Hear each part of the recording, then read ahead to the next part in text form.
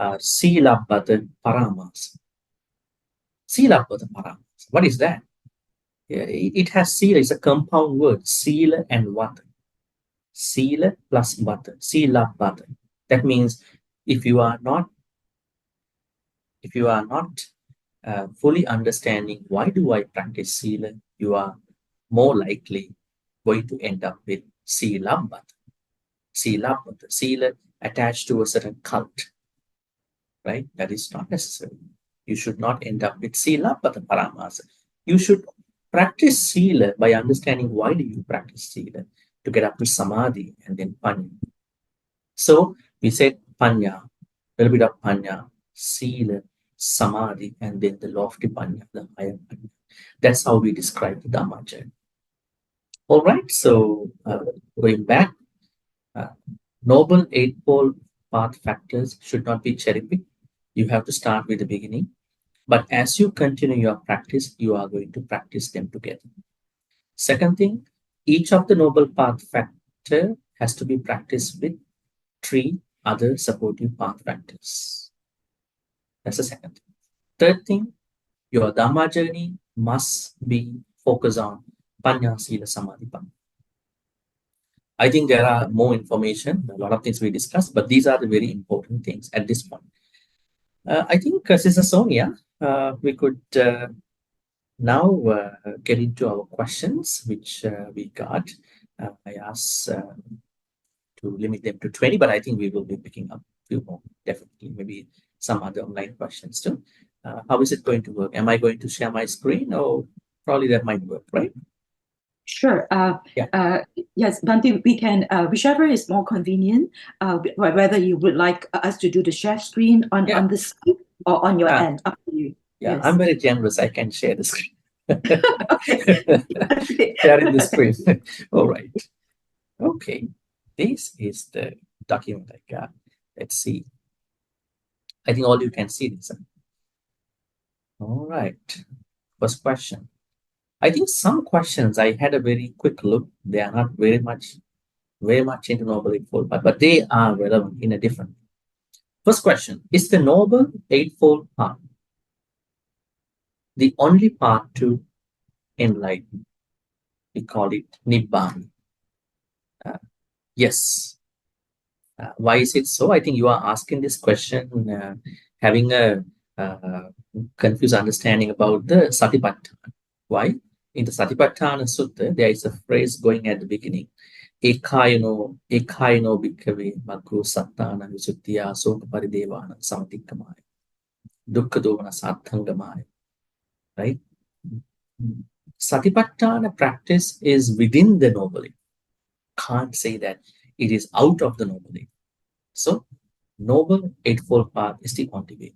But you might see somebody who has never practiced any Dhamma, but suddenly listen to a Dhamma talk, becoming a Sutta. Why is it? What is that reason? This person has not been to any Dhamma talk. This person has not practiced any meditation, but suddenly listen to a Dhamma talk, and there is a growth in terms of panya happening within his open mind, become enlightened. That means this spiritual journey cannot be assessed only from this life. This spiritual journey has been coming from many, many lives. So that person must have practiced panya, sila, samadhi a lot in his or her previous life. In this life, he or she needed just a trigger, just a small thing to trigger that the next level.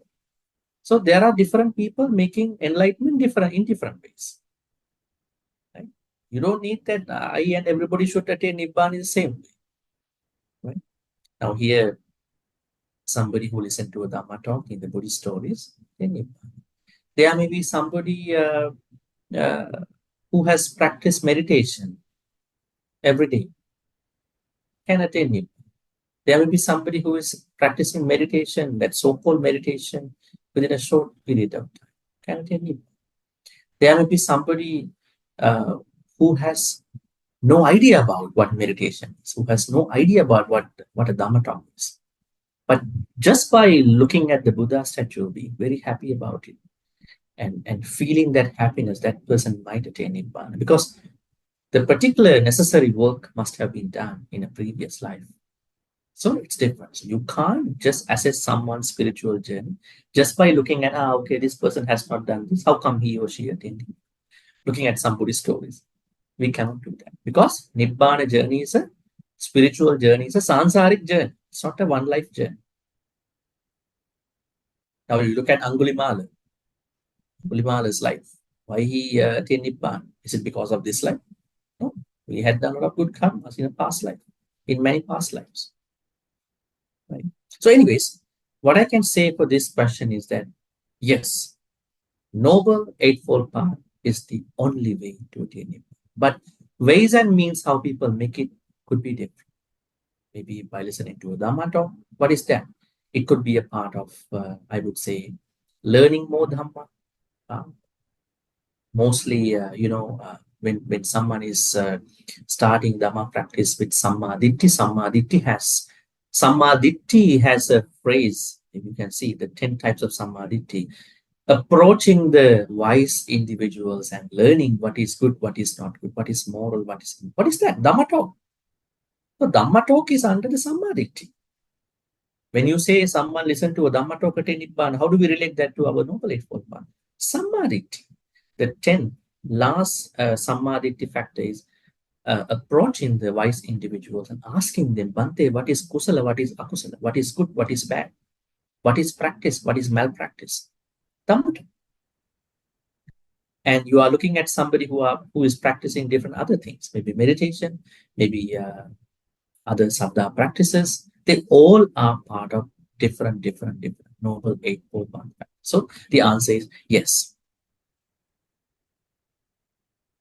Right, that is over here. And question number 2, I am negotiating the purchase of a piece of land, but the seller refused to accept my condition. Clear the land. He just wanted to sell as it is and no negotiation. Okay. Otherwise, he is not desperate to sell. How do I practice the Noble Eightfold Path to overcome this situation? Should I continue to discuss or let go? Okay, looks like the deal is closed. No negotiations. All right, I mean, forget about the land. I mean, we will come down to your question, your particular question after. Now think about how people deal with certain questions in our life, in their life, in work life. So this gentleman doesn't like negotiations from a certain point onwards. And now he's not desperate to sell as well. Now you're asking me the right thing to do. Should I continue to discuss or let go? Right? Yes, that is a good thing. I mean, if you cannot convince the person who is going to sell, then definitely I think you are not supposed to worry about it. Right?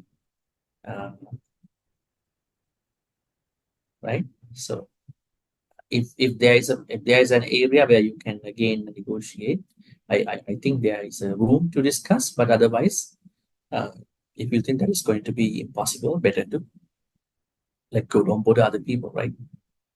So practicing Noble Eightfold Path in this case is Samma Sankappa. Let go, Nekkhamma Sankappa. Letting go in terms of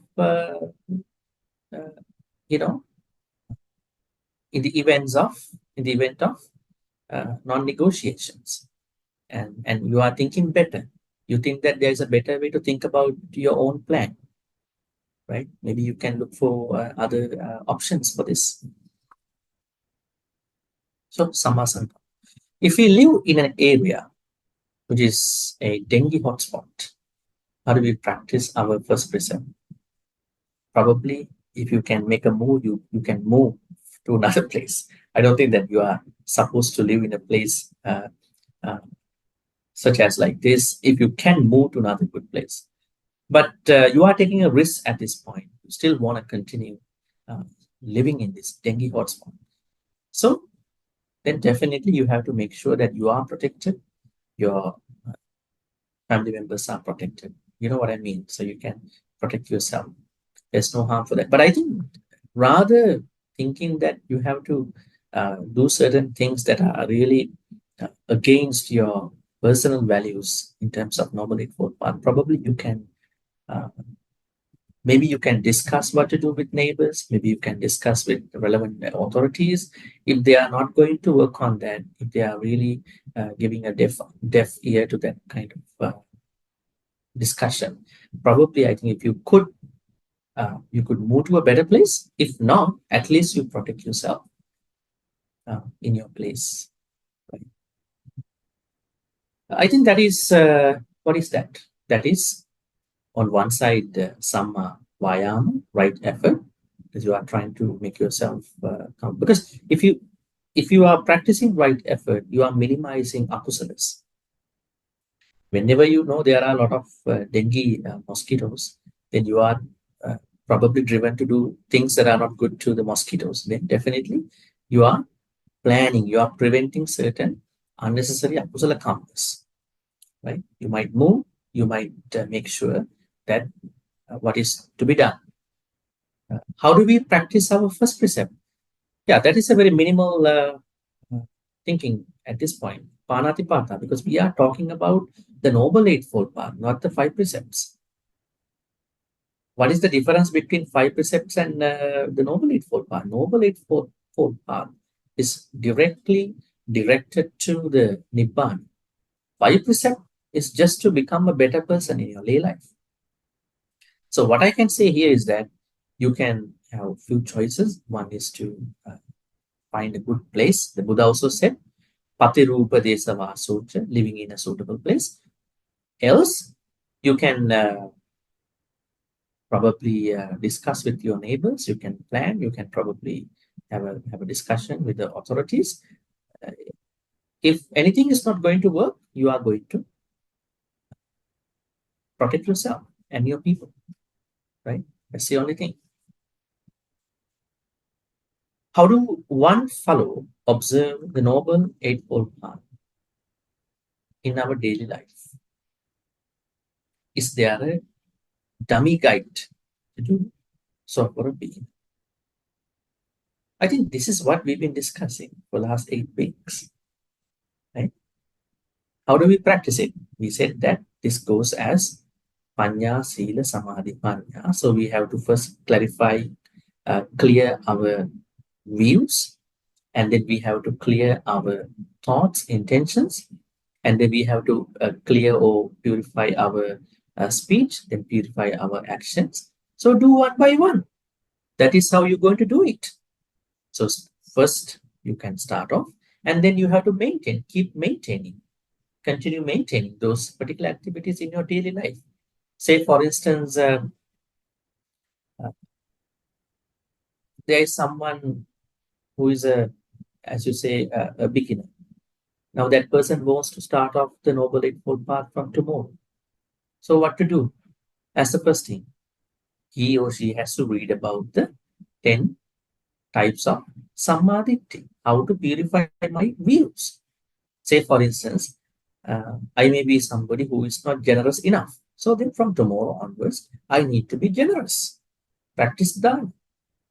Say, for instance, I've been not taking care of my mom very well. Then from tomorrow, I pay more attention to taking care of my mother, taking care of my father. I may be somebody who is not listening to some Dhamma talks. From tomorrow onwards, we are going to do that. I may be somebody who is not believing about Opapatika beings, spontaneous beings. So I'm going to believe on hellish beings and then Deva, Brahma, and all these people.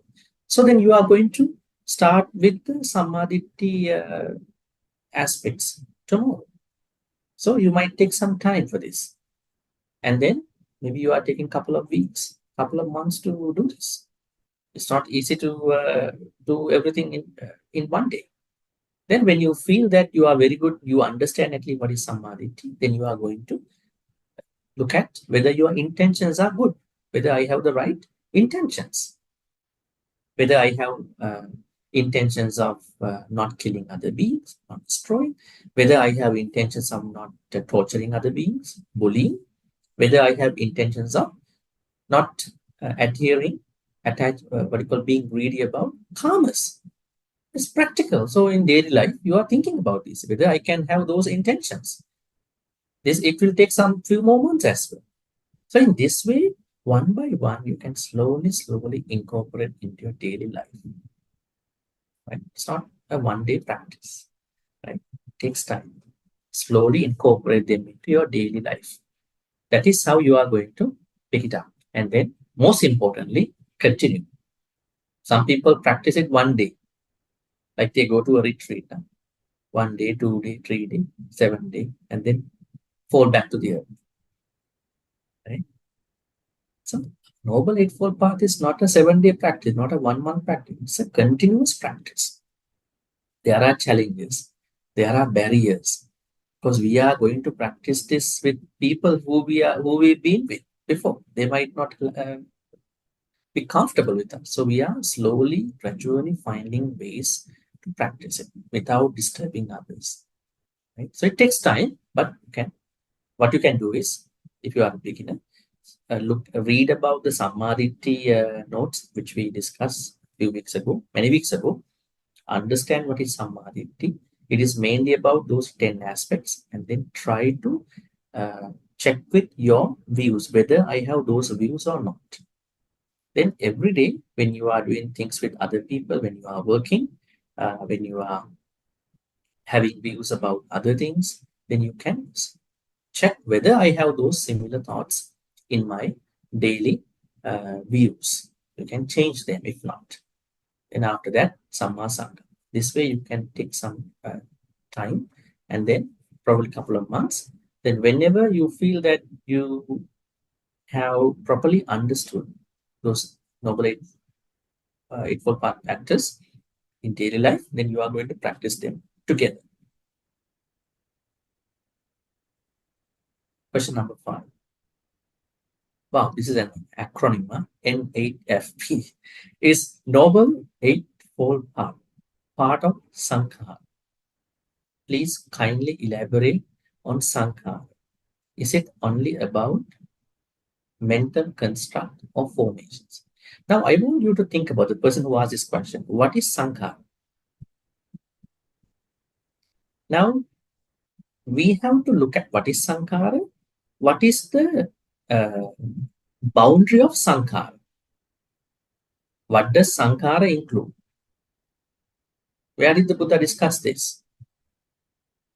Anicca-vata Sankhara. All Sankharas, all formations are subject to changes. Now, what are then the Sankharas? Anything that is made up of something else. Now, I am a Sankhara. I was made up by my parents. You are Sankhara. This laptop is Sankhara. Zoom is Sankhara.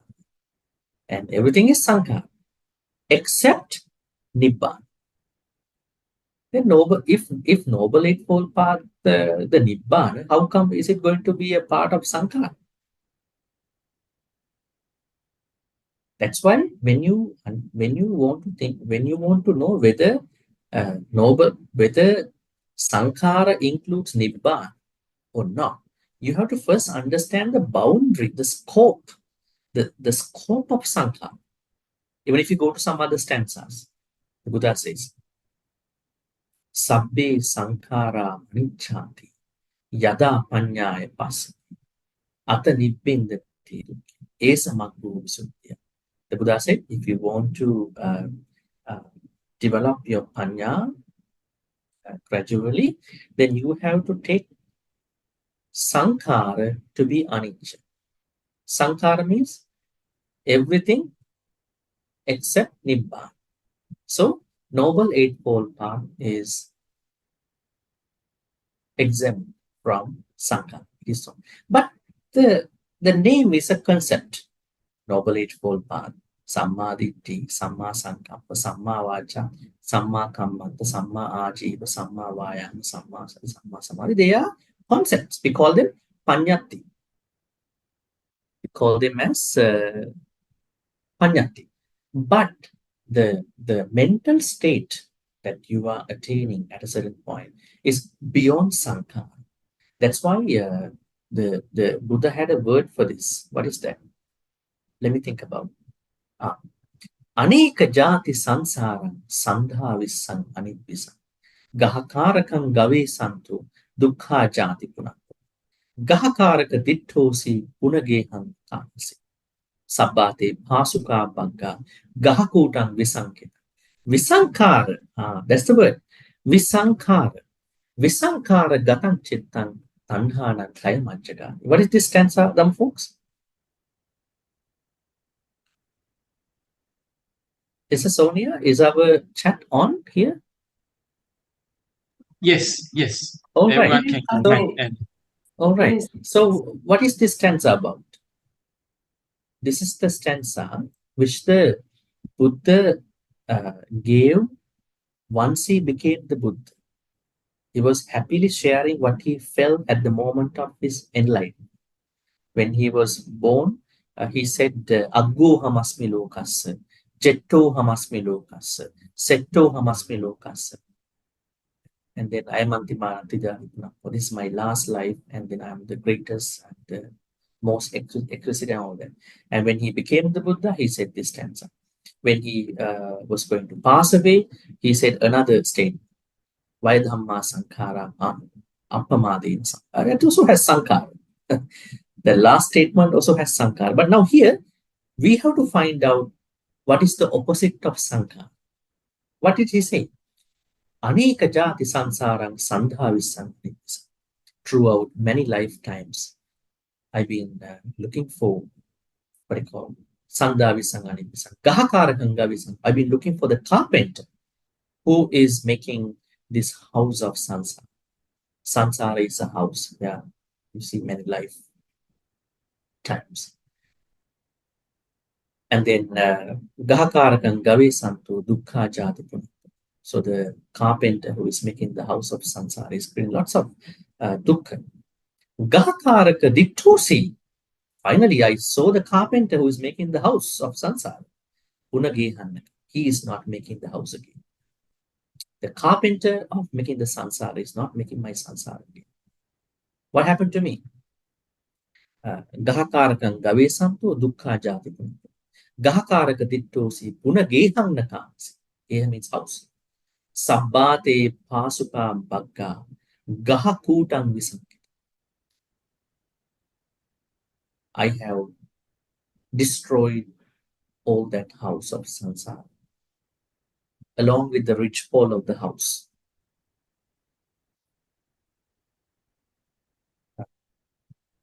Visankara gatanchitta. My mind has gone to Visankara now, opposite of Sankara. My mind has not gone to Sankara anymore. That means all who have still been unenlightened, their mind is on Sankara. They are creating karma, good karma, bad karma. Aninja karma means what you call karmas done by Rupavachara Brahmas and Arupa Brahmas. But my mind has gone to Visankara.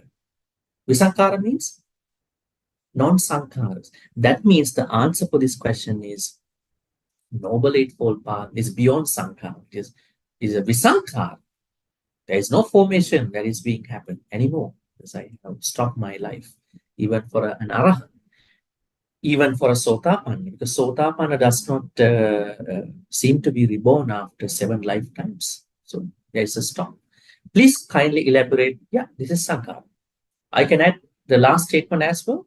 Why Dhamma Sankhara Appamadena Sampati? The Buddha said, monks, all sankharas are subject to change. So to strive on with diligence. That means sankhara is what we are carrying to next life.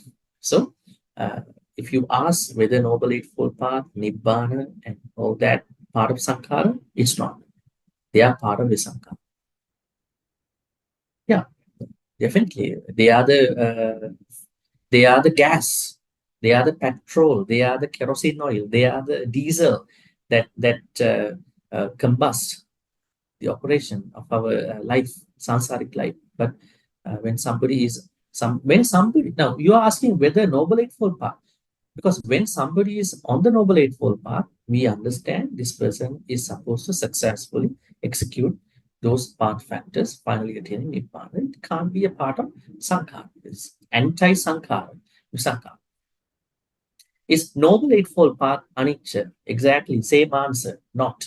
It is beyond anicca. Because what is anicca means Sankhara. Sankhara is anicca. Visankhara is not anicca. Everything that is Sankhara, that is formations, there are two types of Sankharas. One is formations, Rupa Vedana Sanya Sankhara, that analysis. The other one is things that have been made up by something else.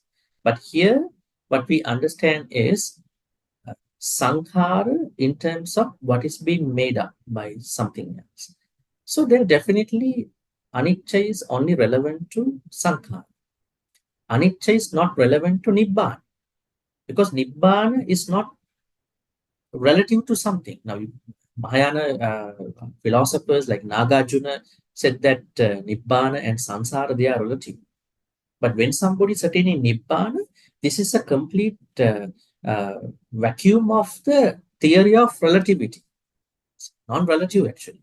So, you can't say Nibbana or any aspects of Nibbana is anicca. It is beyond Sankhara. Only Sankhara is anicca. Is Noble Eightfold Path covered under 5 niyams? Now let me ask you, where do you find these 5 niyams? Where do you find the 5 niyams? What are the 5 niyams? Now, there is a long discussion in the Sutta text. How does our experience happen? Let's say today I'm so happy. Was I happy because I have done a good karma in my past life or not? Let's say today I have been very unhappy from today morning. Is it because of my past karma? Then the Buddha said, no. There may be different reasons why things are happening. That's why the Buddha said, karma is not only the one reason why things happen. I think we can discuss a little bit more. Karma is not the only reason, only cause of our happiness or unhappiness. Karma. A lot of people say, my karma, my bad karma, It is a misunderstanding. It is a misunderstanding because things that we are going through in terms of happiness or unhappiness, maybe mixed emotions, feelings, they can happen from many ways. They can happen due to many ways. But the theory of Pancha Niyamas, they are not mentioned in the Sutta Pitaka. They are mentioned in the Abhidhamma commentary. Attasalini. What is Attasalini? Attasalini is Dhammacakkappavattana, the first Abhidhamma Pitaka's book's commentary. So it's a commentarial idea of the karma theory. But what I can say here is there is a sutta called Sivaka Sutta. I think we can find out later in this. Probably I can find it for you. Sivaka Sutta. Yeah, Samyutta Nikaya 36. 36.21. I can type that for you. That's a better one from the suttas. Don't go to Abhidhamma, because your first point of reference should be Sutta Pitaka. More about early Buddhism. SN 36.1. 21. This sutta speaks about how things happen to many people. Especially, it is not only by the karma things are happening. Let me tell you. Our experiences, happiness or unhappiness, they can come from different things. Bile, physical, some physical stuff. Phlegm, wind, maybe a combination of these three. We call it, I think we know this from Ayurveda as well. Semha, Pitta, season, uneven, harsh treatment, and through the result of karma as the 8. That means Buddha talks about 8 reasons why we are going through happiness or unhappiness. Look at these sutta texts. Don't go to Abhidhamma commentary. There Buddha clearly says that, yes, things happen not only as a consequence of karma. There are many, many reasons why we are happy or unhappy. Now, going back to the question, is Noble Eightfold Path covered under 5 niyamas? Now, even if you take 5 niyamas from the Abhidhamma commentary Arthasalini, there is a saying called Utunima, Utuniyama, Bijaniyama, Dhammaniyama, Kammaniyama, Chittaniyama. Yeah, Chittaniyama, a difference in your mind and thoughts. Satipatthanas, Sammasati. And then if you look at Dhammaniyama, we are going through birth, we are going through decay, we are going through illnesses, and we are dying. These are universal things. So, isn't this what we are understanding through the Noble Eightfold Path? This is the main idea of why we are looking for Noble Eightfold Path, right? That's what the Buddha says under the Four Noble Truths. He says that we are going through these 4 things. Sometimes they are giving us happy vibes. When a child is going to be younger, then that is a very good reason. Huh? When a middle-aged person is going to be senior, that might not be taken as a good thing, right? Some people not accept that. So why is it? It is because of not understanding the same phenomenon that is going through between 2 different ages, right? So even the 5 laws, Pancha Niyamas, they come from Abhidhamma a commentarial aspect. But even if you want to relate that to Noble Eightfold Path, they are highly, highly related. They are combined stuff. Right. Number 8. Number 8 is Noble Eight. Yeah, I think that it is said that Buddha, the Buddha Dhamma is about truly understanding 4 noble truths, Noble Eightfold Paths. Do and reverse. Dependent origination. Okay. Thank you for showing me these acronyms. I never seen this. It is dependent origination. The reverse, Nirodha, causal relationship. Dependent origination, Kamma Vipaka, and no Tilaka. I think you have brought up a lot of different aspects of understanding Dhamma. The theoretical understanding of these concepts is not too difficult. I think we have to object that it is difficult. That is what should be happening at the level of samadhi. We will understand in a literal way compared to our normal life, but we have to go beyond that normal understanding. I think it's not easy. It's not. Don't say it is difficult. But what is your question? But why are we having great difficulties in practicing, putting into action these understand? Because we don't understand it properly. We don't really tap into the samadhi. We think samadhi is just the purification of our thoughts, our views. But we have to work on a lot. We have to work on a lot about those 10 aspects. Only when there is a certain progress of that purification of our views, there comes changes. There comes a transformation. Do one need to understand the observing mind or the object, arambana? I think you are confused with the Abhidhamma. Arambana is coming from Abhidhamma. It's not a Sutta Pitaka thing. Now, Arambana is an object, but it's not about any of these things. It's about not particularly understanding the 10 things of Samadhi. You can go to our Samadhi notes. You have to particularly understand those 10 in your daily life. They are very, very, you might understand them from a very literal surface level, but there are a lot of things to practice thereof. Then only you will feel you are purifying your views, and it's happening in your daily life. Even when you go to Dhammacakkappavattana as well. I don't say it's difficult. What I can say is challenging. So it's challenging because purifying our views might not happen in one life, because This Dhamma journey is not a one life thing. It is a sansaric thing. Probably we are not doing it the proper way. Probably we have not enough good karmas to properly tap into that practice. Probably we need to consult a good Dhamma teacher. Probably your practice is not happening in the proper way. Right? Maybe you are not consistent. So there are many reasons. So don't just look at the text from a theoretical point. Okay, now I know. I think why then can't I attain certain stages? Don't go to that kind of a very basic kind of thinking about these things. Everybody will be then Sotapannas tomorrow, right? Maybe at Nibbana, because it needs your sansaric karmas, some practice, consistent practice, a good teacher, and then a 24/7, 365 commitment to this practice, right?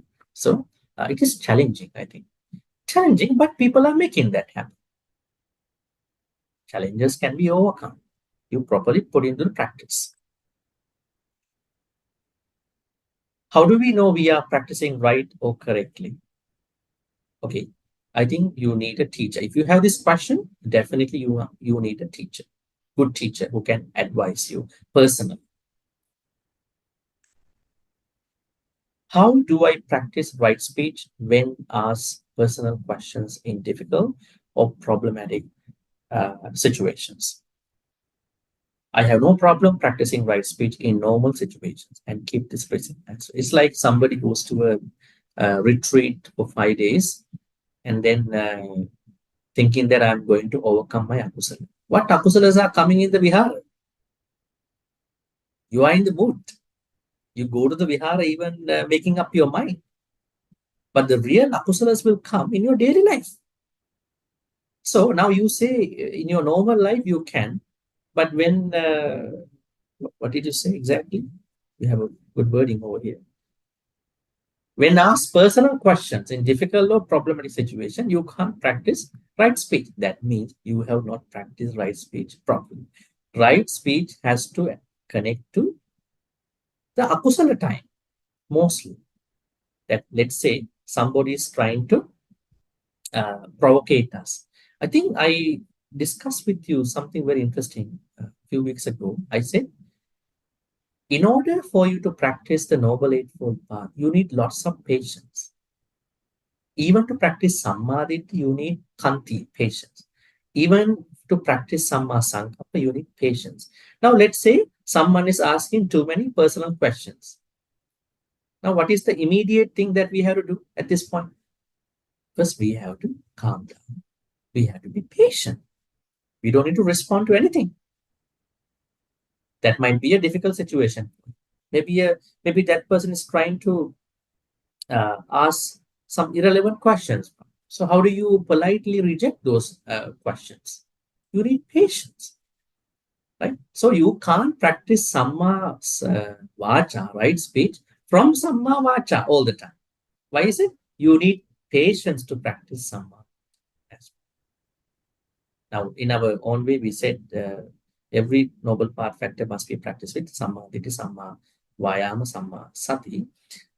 Along with these three supportive factors, you need some patience to understand what's going on. If this is a problematic situation, how do I respond? Even my good speech. How do I talk good speech with those people? I need some patience. So practice some patience. So you will be able to make progress. At which point in the progression of practice, meditation, awakening, okay, did ancient Indian devotees, practitioners, yogi determine that Noble Eightfold Path can be surpassed by 6 paramis? That is coupled with the raising of, I think it's a Mahayana question.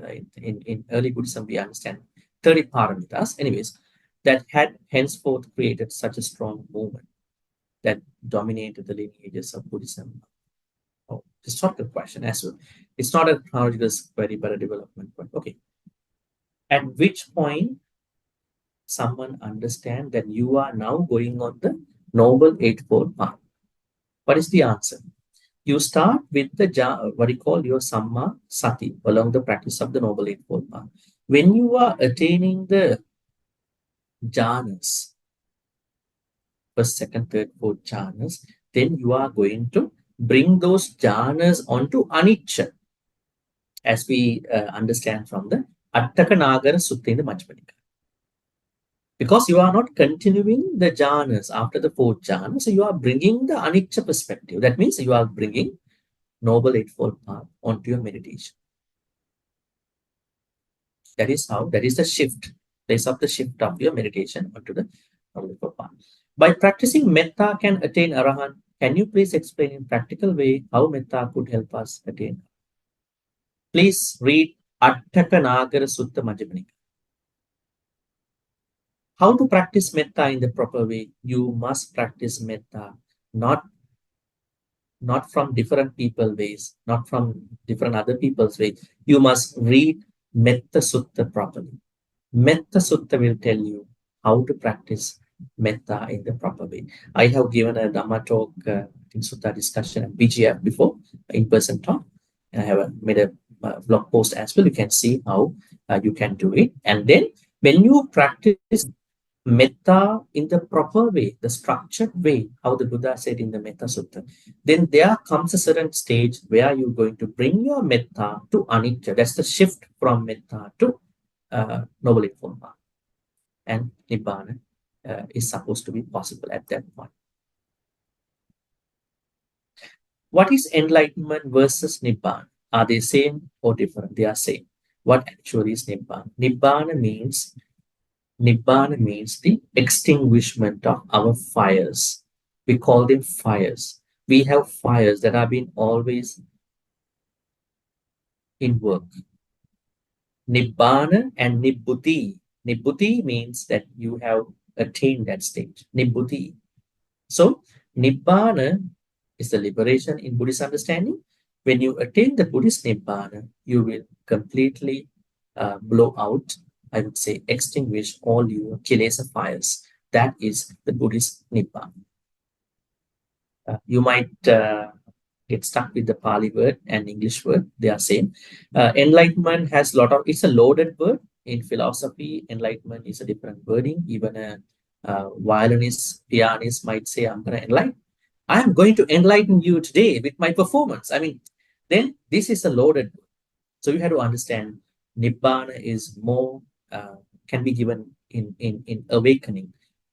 If you cannot translate, use the Pali word. Like Bodhi means Bodhi, Kamma means Kamma. Nibbana means Nibbana. Not how some people translate redemption, emancipation, salvation. Yeah. They are stuck with the Christian words. They're fully stuck. They don't understand what is redemption and salvation. Is there a savior for me to give the salvation? We don't have saviors. Buddha is not the savior. Buddha said, nobody is going to help you. You are only your own savior. But it's not a savior, actually. You are only bringing you to the Nibbana. Tathagatas only lead you. But you have to make it happen. So then, salvation, redemption, emancipation, these are kind of like anti-Buddhist kind of thoughts in terms of liberation. I would say Nibbana could be better explained what Nibbana is. So it is the complete extinguishment of all your kilesas. Kilesas are fires. I've been attending Dhamma talks, retreats, and most of the time, the Dhamma teachers will stress on the importance of Four Noble Truths. Actually, don't separate Noble Eightfold Path from the Four Noble Truths. It is under the Four Noble Truths. It is the Fourth Noble Truth. In order to attain Nibbana, the Four Noble Truths seem to be easy to understand, but why are we still facing the challenge in building the right mental conditions? Is there a more practical and easy way for a layperson to practice? Okay, I understand you are trying to attain Nibbana as a layperson. Then you must practice these Noble Eightfold Path factors separately, one by one first. Try to practice them completely and then ask me this question again. You have to practice them one by one. Without understanding each of the path factors, just by looking at our right speech, right action, you are not able to understand what it is. Do some practice of the each noble path factors for a certain time period, and then ask this question. You will understand a lot to do lot to practice within your own practice. So definitely, every Dhamma teacher has to highlight that. That is what the Buddha said. 15. Can the Noble Eightfold Path be practiced by anyone? Yes. Do you need to be a Buddhist to practice them? Can a Christian, a Muslim, Hindu also practice them while still believing the worship in their respective gods? It's like a question whether Buddhism is a philosophy or not. Right? Buddhism is not mainly a philosophy, but partially you can take certain teachings of the Buddha as philosophy. Some teachings of the Buddha are philosophy, but the overall idea of Buddhism is not philosophy. We are not doubting about what we are doing. We are attaining Nibbana. So what I say is, yes, any person who is not directly following the Buddha's teachings, I'm not taking this as Buddhist, right? People who are following the Buddha's teachings are Arya Savakas, not the Buddhist. This is a different wording actually. Calling Buddhist. Buddha never know this word. He only know Arya Savakas, noble disciples. If you ask, can a non-religious person become a Arya Savaka? It depends. Because Buddha says there are some other, what you call different religious people who follow different samadhis. But if you look at other religious traditions, they are not looking at Nibbana, isn't it? Those XYZ religious traditions, they are not looking at Nibbana. So how to practice Noble Eightfold Path as a whole? Noble Eightfold Path is the direct path to Nibbana. So if they don't have that aim, how can they practice Noble Eightfold Path? But yes, they can practice partially. They can purify their speech. They can purify their thoughts, mindfulness. They can purify their intentions, some of sankappa. They can purify some of the views. Yes, partially they can, but not all.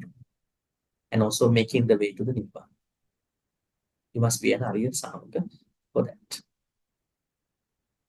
16. Can you explain how to practice Anapanasati and Satipatthana? I think you have not understood these two properly. That's why you are asking. We are making them two. Anapanasati is a practice which comes under Satipatthana. Which Satipatthana is it belong to? Kayanupassana. Satipatthana has 4 Satipatthanas. Kayanupassana, Vedananupassana, Chittanupassana, Dhammanupassana. Mindfulness based on the body, mindfulness based on the feelings, mindfulness based on the thoughts, mindfulness based on the mental problems. Anapanasati is a fine practice which comes under the first layer, Kayanupassana. Anapanasati has to be practiced with the proper instructions. You have to first read the Satipatthana, both Satipatthana Suttas, analysis of Anapanasati. Buddha said you need to particularly find a proper posture, and then you are going to watch how you breathe, how your breaths are happening, and then you are going to do the second part of your breath meditation, which means you are going to look at it from Ajjatta, internally, from your way, Bahiddha, from how other people feel the breaths, and then Vayadhamma, Samudaya Vayadhamma, how does my breath start? How does my breath go to end? Samudaya, what do you call Vayadhamma? Samudaya Vayadhamma. So you have to first read Satipatthana Suttas, Anapanasati exercise. That is how you are going to learn them. In addition to that, you must read a separate sutta about Anapanasati, which comes under the Anapanasati Sutta, Majjhima Nikaya.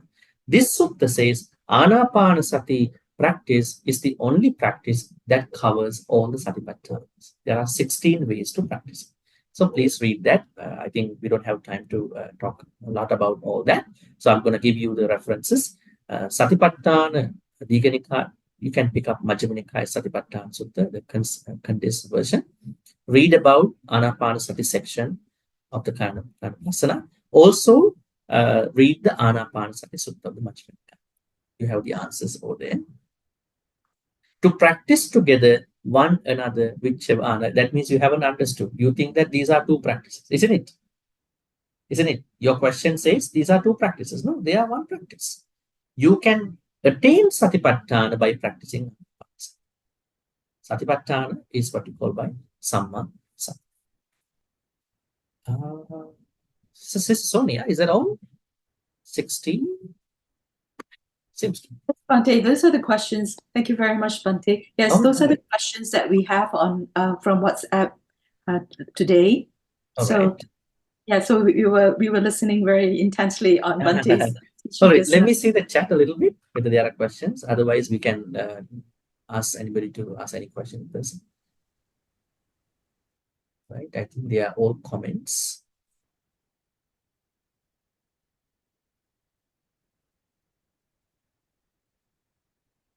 I think there's a question. When we give a poor rating in a feedback form on a service based on our perception and feeling, sanya and vedana, is it a wrong action? And I don't think. I think we have to rate properly because we might be kind to these people, but then this person, if it is a poor service, they will do the same thing to the other person as well. So we have to at least think about the next person who is going to the place, who is going to have the service. I will tell you a very interesting story. I know one gentleman in a different country.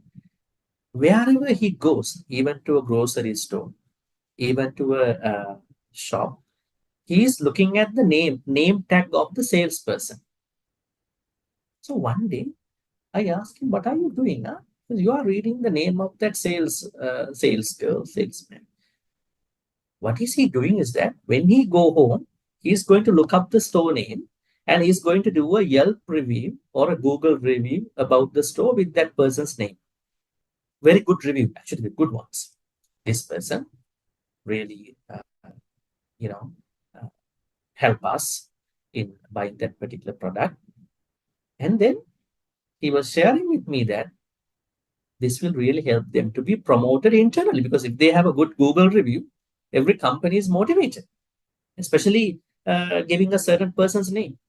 Yes, so we are like that. We have to appreciate the people who should be appreciated. But if it is a service culture related thing, definitely we should not pay a deaf ear to poor services. We have to be honest about it. If it is necessary, sometimes you go to a very poor place, you can't do the rating over there, right? Isn't it? Can you? You know that things are really difficult over there, so I don't review it because you are going to jeopardize the jobs of these innocent people. But if it is a place that you're paying a lot, and then you know that they could have done a better service, if it is really necessary, you can do it. Don't lie to that rating, right? At the same time, be careful. Sometimes the people are not very much generous about accepting your reviews. You might have some personal clashes too. Anyways, it depends. So mostly we are generous to review. But if it is a place that you think that a review even cannot help, even you do a review, even it might not help, what will happen is the loss of that the innocent person's, poor person's job. I think that might be something you have to think about, because we are very compassionate, kind beings initially before we think about our own anya. All right. Do anyone? I don't know. It's not a complete question. Yeah. All right, Sonia. So maybe we can ask anybody to ask any questions. Maybe in person.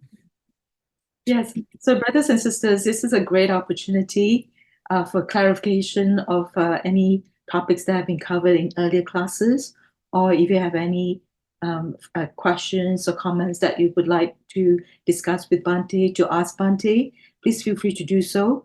You can unmute your mic, ask Bhante directly, or you can type in the chat box. We can read it out for you as well. And Bhante has, can see the questions too.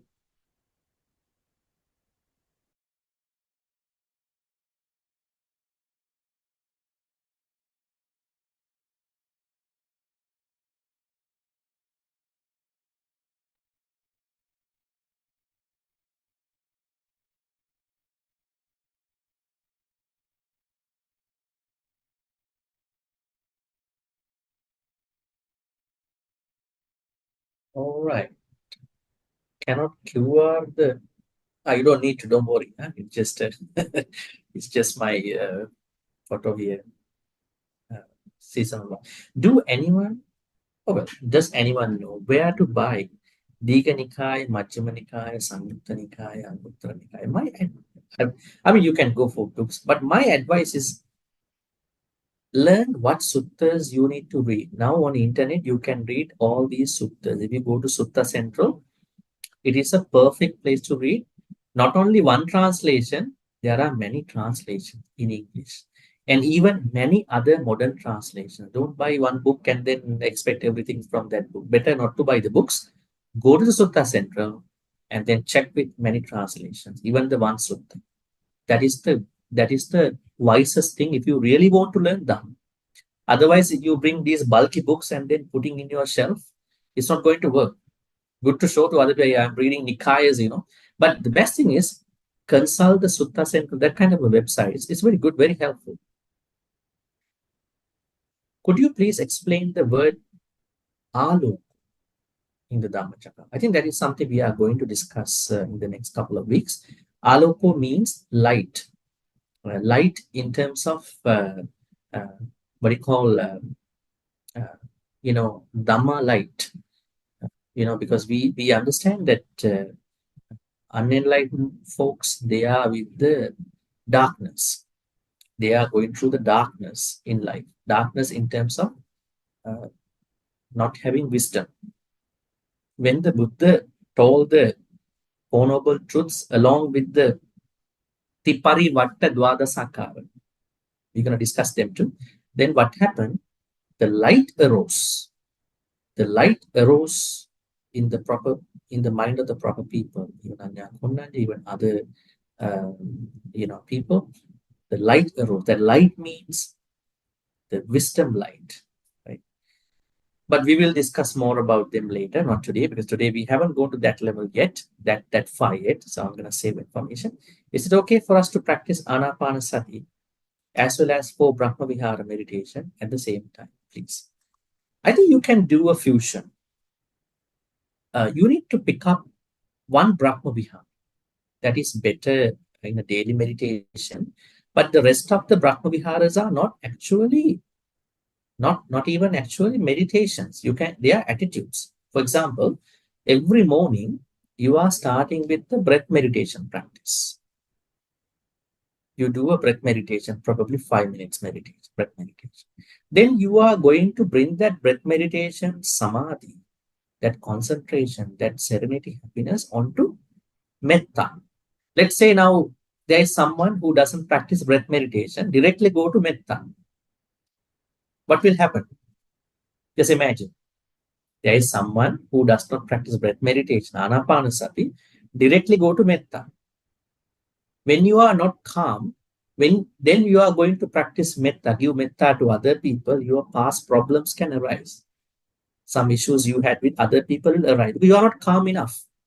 When you are calm enough with breath meditation for at least 5 minutes, then you can properly establish your metta in the proper way.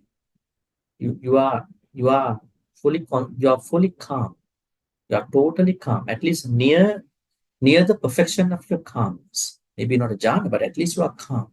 You are good to send metta at them, right? You are very good to send that metta. But when you are not ready to send that metta, but you are obliged to compel to send the metta, you are not sending the metta properly. That is when people are not giving metta to people they don't like. Those who are not practicing anapanasati first, going to do the metta first. They are not picking up the people over there. So practice. Your daily meditation should include both anapanasati a little bit and then metta a little bit. So I would say a fusion. Intellectual impaired people are certainly deprived of attainment of Nibbana because they don't have certain wisdom. I don't think so. What do you mean by impaired? Intellectually impaired? Is it a physical dysfunction or maybe dysfunction in terms of wisdom? If it is a second, then we all are dysfunctional without wisdom to such an extent.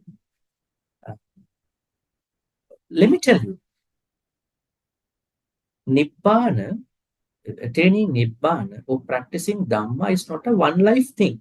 Even a deaf person, even a blind person, even a physically impaired person, even an intellectually impaired person in this life, they must have done some good karmas in a past life.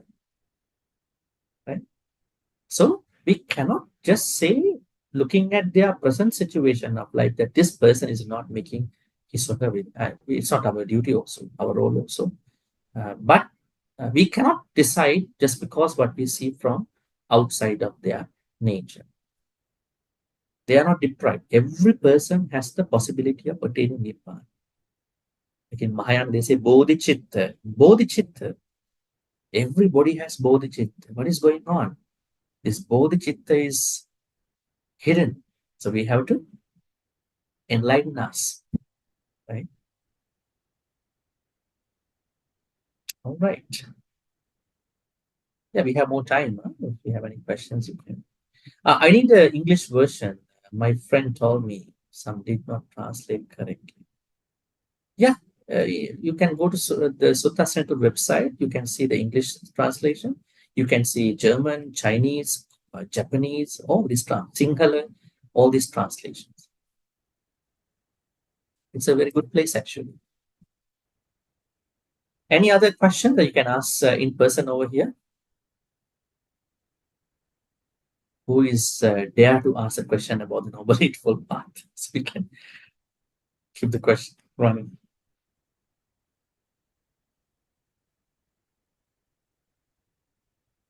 Right. And the question, I understand that middle path, that means Noble Eightfold Path, is not going to the two extremes, Aptakilamatana Yoga and Kamasupandikana.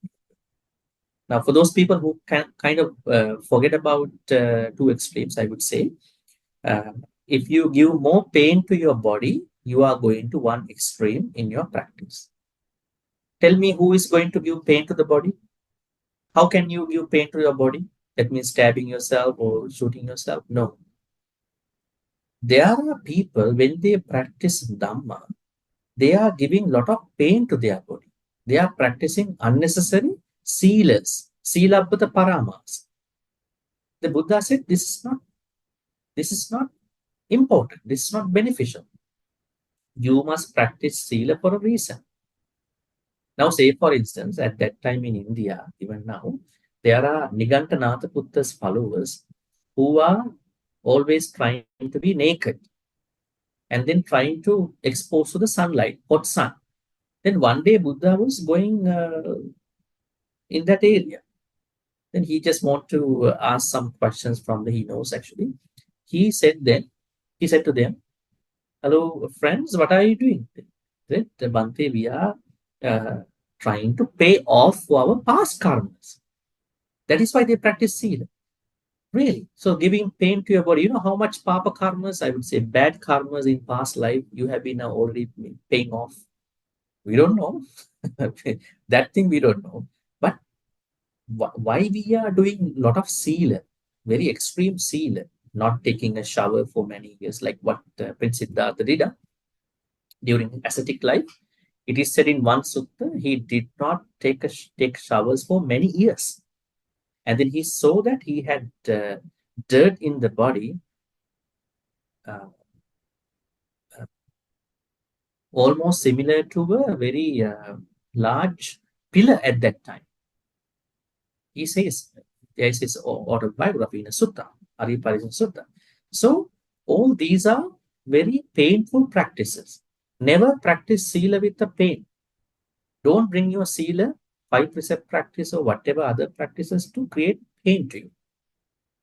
So that is called Attakilamatanya. At the same time, don't try to give lots of unnecessary comforts to you.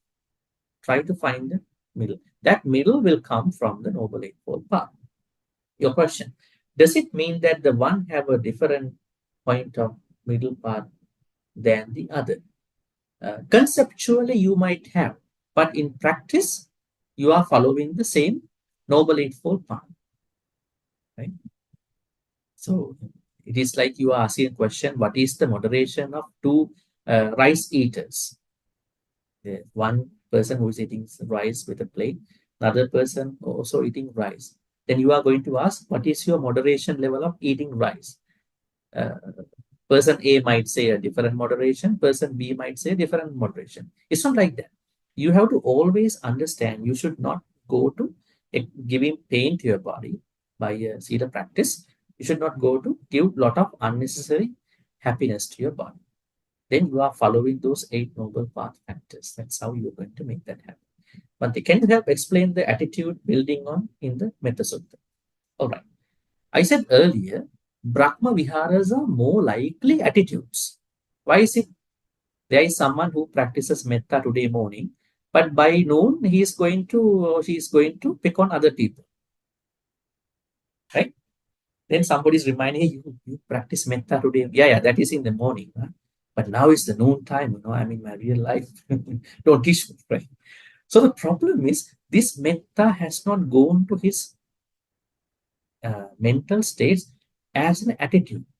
Buddha said in the Singalovada Sutta, you have to bring these metta thoughts as an attitude. How to do it? Mettaya kaya kamme. You are doing some physical work, volunteering, maybe doing chores in your house. You are going to do your work somewhere. Every time you do your work, you have to do with metta. I do with metta. I sit down, I stand, I walk with metta. Can you meditate like that? No, it's my attitude.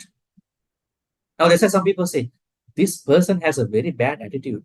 Because we feel that, the way how he's working, very bad, Everybody's affected. But there's somebody who is talking with metta, acting with metta, thinking with metta. Then why don't we think this is an attitude, initially an attitude? But you could bring down that to a meditation as well. So, further information can be found out on the stanzas in the Metta Sutta. You can see how to do it actually, this attitude. Metta as an attitude. Karuna also as an attitude. Mudita can also be practiced as an attitude. Upekka also must be practiced as an attitude. Okay, I think we got a few more questions. Probably we can answer this within this time. How much of current life, present life, is due to past karma? How much is due to our current life? Initially, I want to say I'm not the Buddha to say this answer. The Buddha only knows how much is coming from the past life, how much is going to the next life. What is that knowledge called, Dhamma folks? Tell me. Ubbe Nivasanussati Jnana, which is only relevant to the Buddha.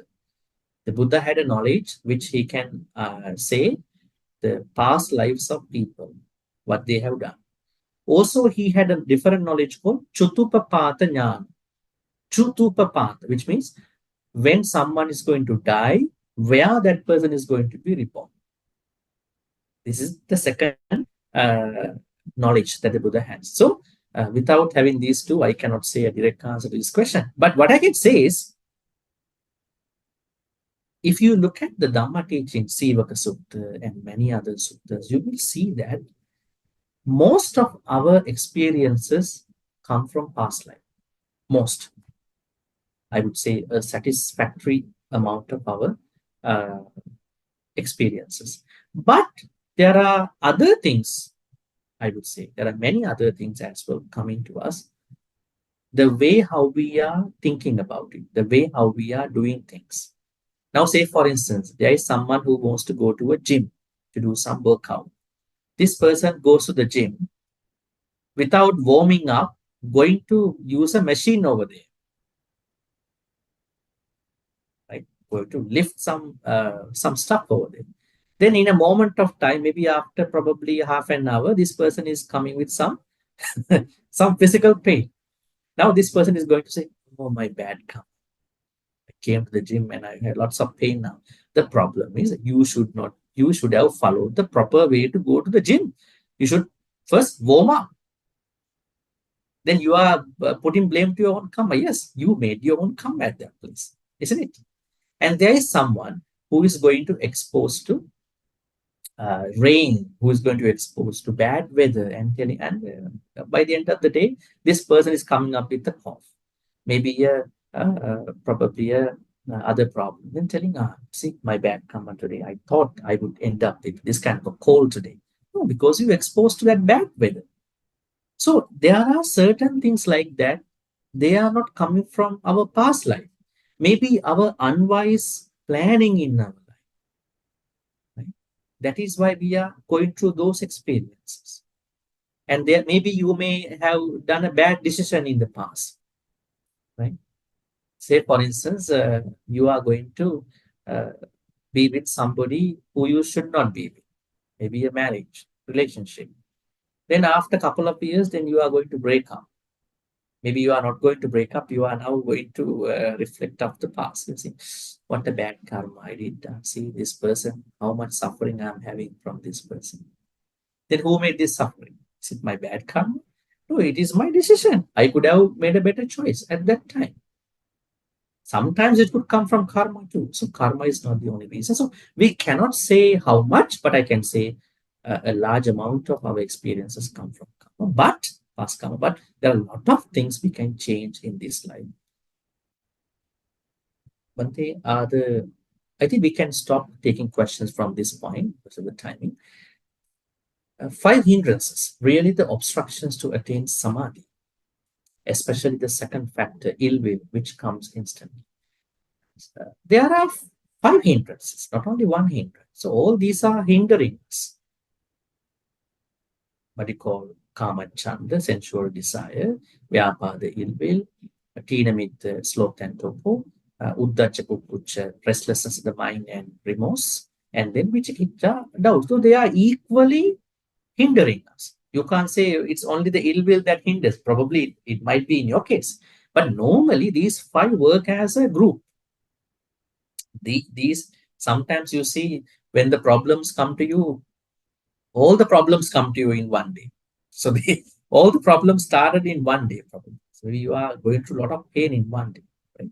In the same way, these hindrances are working as a set. So they are hindering us to attain, see the clarity in our life, see the calmness.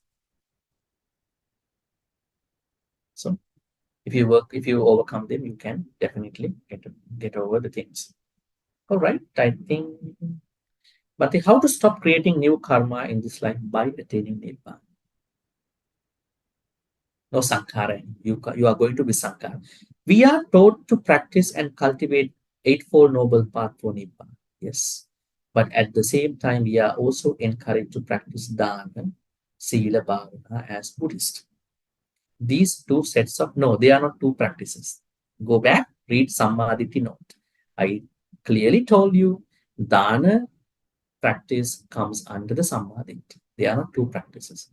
Because you haven't read that part, that's why you think dana is different, the bhavana different. Then Eightfold Noble Path is something else. They all are together. These, yeah. Are they different because one is for worldly and sansaric gains and the other is ending? No, they are not different. You just think about, there is a devotee who is going to a vihara offering dana to monks, thinking that, may I be reborn in heaven in next life. This devotee is thinking. Maybe this devotee is thinking, this life has a lot of sufferings to me. My people in my household, they are giving me lots of trouble. I'm not happy. I was not loud enough by my family people. So I'm thinking I want to become a deva. Deva has a lot of happiness. And there is another person who is going to the vihara with the same food for giving dana for the monks, for the lunch dana. This person thinks, I'm going to overcome my lobha, dosa, moha. Then is the problem with the dana or is the problem with the way how the people give dana? It's not with the dana items. It's not with the activity. It is what mental states 2 devotees are going to cultivate during that time.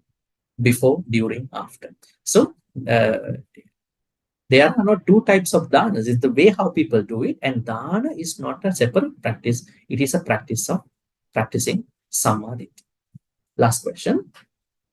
Please explain further on the 5 aggregates. Part of perception, mental formation, consciousness. All right. It needs some explanations. I would say Rupa, Vedana, Sanya, Sankhara, Vijnana, which make up every being. That means we have a Rupa form, then what you call Rupa part, then the rest, the other four are mind part. Vedana, Sanya, Sankhara, Vijnana, called feeling. Then Sanya means perception, Sankhara means mental formations, and Vijnana means consciousness. So they all work together. There is a sutta in the, I think, Anguttara Nikaya, Nalakalapa Sutta. Probably you can see that. Nalakalapa Sutta, it comes under Samyutta Nikaya 1267. I think you can read that for this question. It's about Nama Rupa. How does the Nama Rupa make up?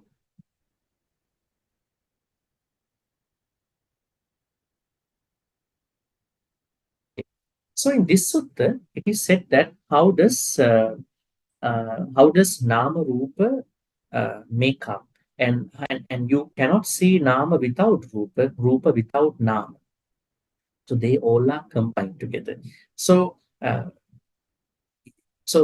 I mean, explaining more about these five needs further things to explain, but I think it's not the proper time to go for a very lengthy explanation. What I can say is that without Rupa, Nama cannot exist. Without Nama, Rupa cannot exist. So they are all together.